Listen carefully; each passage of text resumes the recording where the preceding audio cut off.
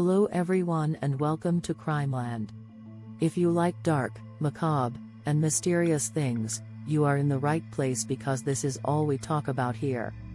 I don't know why I'm telling you this now, but just know that if you love Christmas, I can tell you already that this story will make you cry. You will probably remember it every future Christmas, so get ready. It all begins on December 24, 2008. It's Christmas Eve, and we are in the city of Covina, California. This is a place where there isn't a high crime rate. It's a pretty quiet place, with about 50,000 inhabitants. Everything is perfect, and you can really feel the warm holiday spirit. As you know, time flies when you're having fun, and it quickly becomes 11:30 p.m. All the parents in that house think it's time to leave. They have the excuse of needing to put them to bed, so that Santa Claus would arrive to give out the gifts. So, this almost magical evening is about to come to an end. But before it could conclude, someone unexpected would arrive at the Ortega home.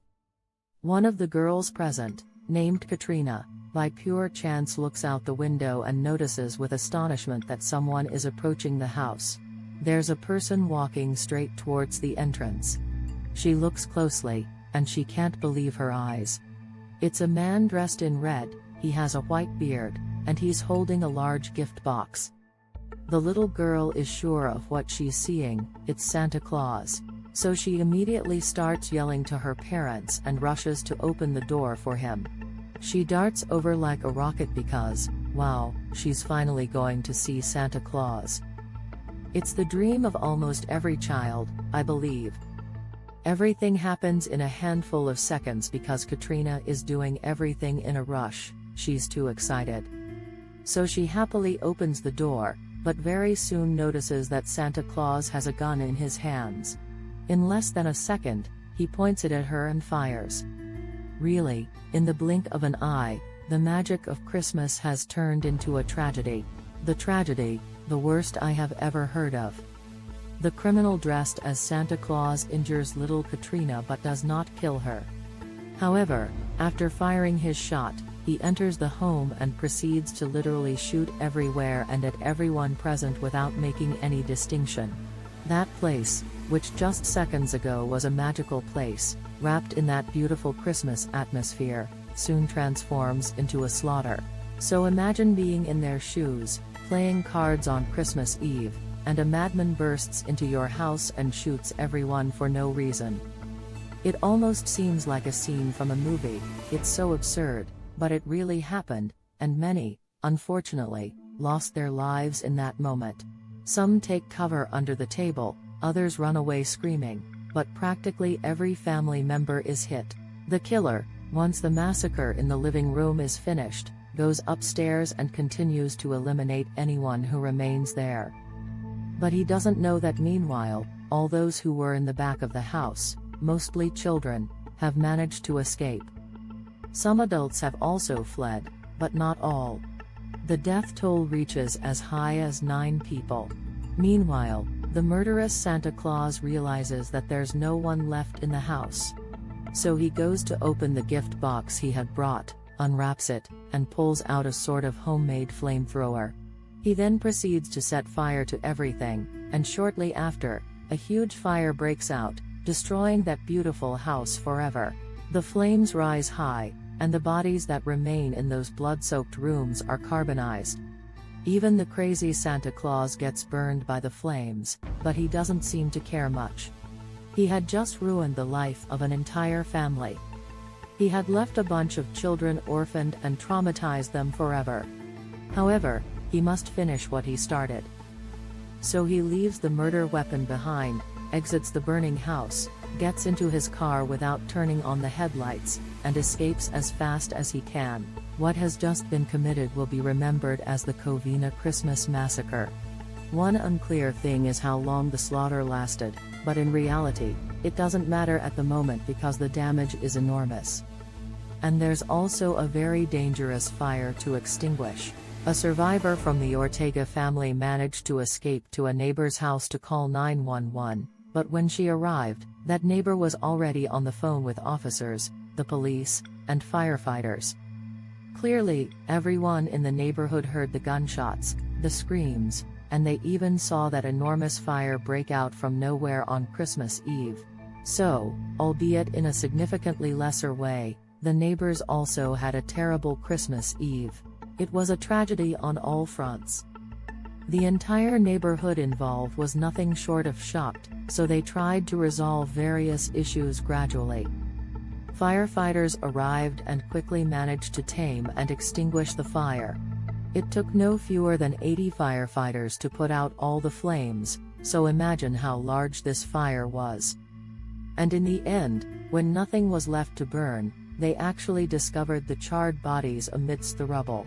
It is evident that whoever that murderous Santa Claus was wanted nothing to remain of that home.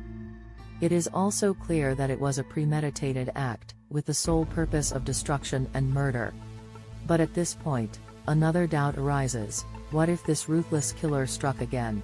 From testimonies, it becomes clear that he fled in his car, and understandably, everyone in the neighborhood is terrified because a madman who has just committed such a massacre is on the loose, and no one knows where he is. Just as he had done the first time, he could also commit other murders.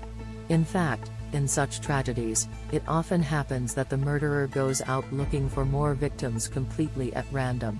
And seeing the severity of what he did in the Ortega home, it is clear that he was an extremely dangerous individual. In no time at all, this person killed many people, and in fact, no one is stopping him from killing again. Thus, the police issue a warrant for the car described by the neighbor. Then they search the burned house. The forensic team arrives and removes the bodies. They can only identify the victims thanks to their medical records. In other words, through dental recognition and obviously by identifying the home, they can confirm with certainty that they are all victims of the Ortega family.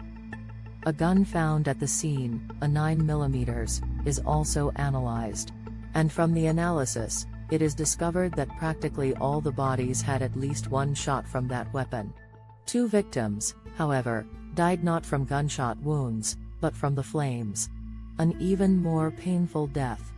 Almost all the victims are adults and of legal age. But nonetheless, this is a shocking fact because those dead people were fathers, mothers, and uncles of all those children who were there that evening. Children who now have no one left. I believe a Christmas gift, in many quotes, couldn't be worse. Just imagine how it must feel for poor Katrina, the girl who opened the door to the murderer. She would live forever with the knowledge that she opened the door to a monster who killed practically her entire family. Anyway, not only us but the investigators are seriously shocked.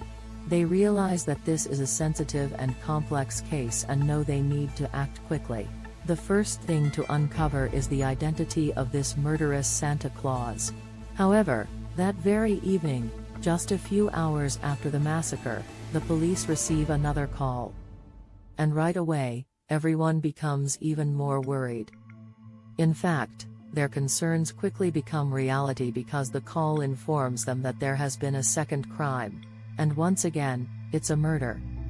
A few kilometers away from the Ortega home, a man returned to his house and found his brother lifeless in a pool of blood. The new victim is quickly identified. His name is Bruce Pardo, and he has died from a gunshot wound. More precisely, a shot from a 9mm. Which, if you remember, is exactly the same type of weapon used in the massacre. The victim, however, has that gun on his lap. He also has another one on his legs. And yet another is found on the floor next to him. The officers take a look around the house, obviously, and the first thing they notice is his car. This additional victim has a blue Dodge. The same one that the officers are looking for. The same one as the crazy Santa Claus. But there's another curious coincidence, because inside the car, the officers also find a Santa Claus costume. This Bruce, despite being dead, clearly becomes the prime suspect. I mean, it is evident that he is the man they are looking for. To clear up any doubts, The officers start their preliminary investigations and quickly discover that Bruce Pardo was related to the Ortega family. One of the Ortegas, a woman named Sylvia, was his ex-wife. So, basically, Bruce massacred his ex-wife's family and then took his life shortly after at his brother's house. All of this is absurd, it seems nonsensical, and even the investigators have many questions. So, they have no choice but to dig into the past of these people. They need to know. Grew up in the San Fernando Valley and graduated from John H. Francis Polytechnic High School in Sun Valley, Los Angeles. Apparently, he also attended California State University. After that, he got a job as a software engineer at a research center called Jet Propulsion Laboratories in the city of La Cañada Flintridge. Basically, he previously worked on war missiles and later started working for NASA. So his job is certainly quite important. Bruce is also a very intelligent guy, and thanks to that job, he becomes financially stable. Essentially, he achieves the American dream. However, in the 1980s, things start going a bit wrong for him personally. During that time, he has a rather messed up love life and seems never to make the right decisions. So much so that he gets engaged to a woman, plans a wedding with her, and then leaves everything behind. He literally abandons the woman who was supposed to be his wife. And he completely disappears. Really, he literally left her at the altar and vanished from her life and that of his family and friends. However, he keeps this to himself. He tells almost no one that he ran away from his ex-partner, as if he were ashamed of it. But despite this relationship mess, in 2001, he meets another woman named Elena. Their relationship, at least initially, isn't that serious. They see each other, don't see each other, love each other, and don't love each other. The only sure thing is they end up sleeping together. And eventually, from these intimate encounters, a child is born. And this situation catches him off guard. He definitely wasn't ready to be a father at that time. Bruce, in fact, seems to be rather unstable mentally. And if it's clear that he's not ready for a serious relationship, imagine being prepared for parenthood. Soon enough, an incident occurs. One day, Bruce goes to see his partner with the sole purpose of spending time with the baby. Elena, the partner, is out running errands. So Bruce is in charge of taking care of their child. They go outside to the pool and spend time playing there. During this time, clearly, Bruce was supposed to ensure that nothing bad happened. I mean, he just had to be a parent. But when Elena comes home after a while, she sees her child in Bruce's arms and is appalled. The little one seems dazed, unresponsive, and hangs limply in his father's hold. She quickly asks Bruce what happened. And he responds that the child had gone away, his words, and got hurt in the pool. Which makes no sense, he didn't answer the question. What on earth does it mean that he went away and got hurt in the pool? Essentially, he doesn't provide a real explanation, and meanwhile, the baby shows fewer and fewer signs of life. Elena is utterly puzzled, so they quickly take the child to the hospital, where he is admitted to intensive care. He actually recovers pretty well, but still has to stay there for a couple of weeks. Unfortunately, doctors have some bad news for Bruce and Elena. The baby suffered a severe brain injury and will never be able to walk again. Just imagine the impact of this news on the mother, who had no idea what had really happened that day at the pool. It's truly absurd.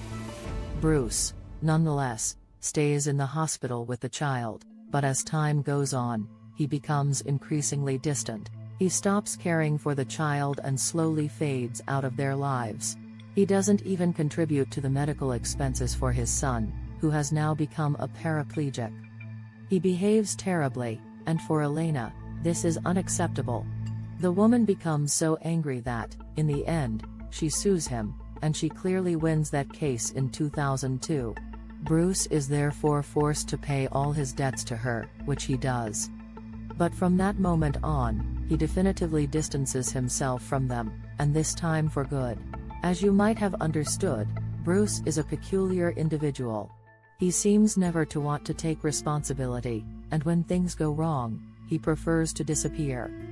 Yet, he is incredibly ashamed of it, and in fact, with the people he meets from that moment on, he does not talk about either his ex-wife or his son, who became disabled because of him.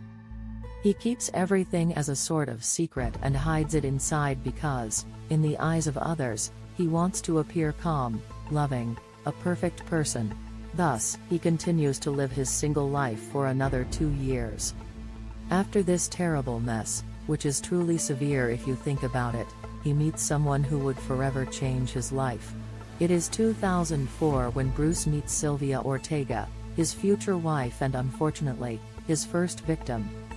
Bruce and Sylvia hit it off well and seem to genuinely like each other. However, he hides his past from her and absolutely does not want her to know what happened with his previous family. Only 2 years have passed since that incident with Elena and her child. And after such a short time, he already wants to start another family. In 2006, he finally marries Sylvia Ortega. He even shows up at the altar. He does not abandon her this time. He truly marries her. So they officially become husband and wife. Perhaps during this time he wants to try to change. Perhaps he wants to redeem himself and leave the past behind. This is, however, debatable. But let's pretend that he genuinely wanted to improve and build a solid future with this new person he loves and who seems to love him. Yes, everything is nice and cute, except that within less than a year of living together, the first problems begin. Bruce, after all this, does not change at all. They had a wonderfully happy time together, at least in theory, but eventually, Sylvia discovers her husband's past. After about a year of supposedly happy marriage, she finds out that he was essentially a coward who abandoned his previous family. But by then, it's too late. They are married, so there's only one thing to do. Sylvia feels betrayed by her husband and rightly thinks that if he abandoned those people, he could very well abandon her and their children too. Because there's another aspect of Bruce that I haven't told you about yet. He is mostly interested in money. He wants money and often talks about money. His friends, acquaintances, and even his family confirm this. In fact, Sylvia discovered his past because he wanted to request money from the state since he had a disabled child. I mean, not only does he not take care of the child, but he also wants family aid. And it is at that point that Sylvia becomes furious. She realizes that she married a greedy bastard. A man who, rather than caring for the people who love him, only thinks about how to make more money. And if family became too costly, he would run away. He could not, or perhaps did not want to afford further expenditures. And in this atmosphere of suffocating tension, something occurs that I would call the point of no return. Bruce somehow injures his knee and is forced to work from home. You know better than I do that medical expenses are extremely high, and health insurance often does not cover the entire bill. So for Bruce, who constantly thinks about money and always feels the need for more, this situation is incredibly stressful. Also due to this knee injury, he begins experiencing serious financial problems. He is stuck at home, with little money and no hope. Inside him, a feeling of anger and defeat grows bigger and bigger, and from here, his psyche starts to deteriorate. Everything goes wrong for him, there's not a single thing that is working out. Since that knee accident, Bruce has completely changed. Now he feels no emotions and shows no interest in Sylvia and her children. He doesn't wash often, spends a lot of time on the computer, even after work, he seems to be in a state of depression. And deep down, he is already scheming something terribly macabre. His wife's family annoys him, and he feels deeply angry about it. Poor Sylvia, on the other hand, is completely devastated by this situation. She does not even realize that perhaps her husband is suffering from a sort of depression. she lacks the tools to recognize it. So she simply no longer recognizes her husband. In fact, she feels like she never really knew him. Bruce is no longer the person she married. In a very short time, everything goes permanently wrong. Ultimately, in 2008, Sylvia files for divorce. This, folks, is the final blow to Bruce's delicate psyche. Not so much for the emotional side, by now you understand that, but rather for the financial aspect. The judge officially confirms the separation and orders Bruce to pay $1,785 a month in child support for Sylvia's children. For him, this is unacceptable.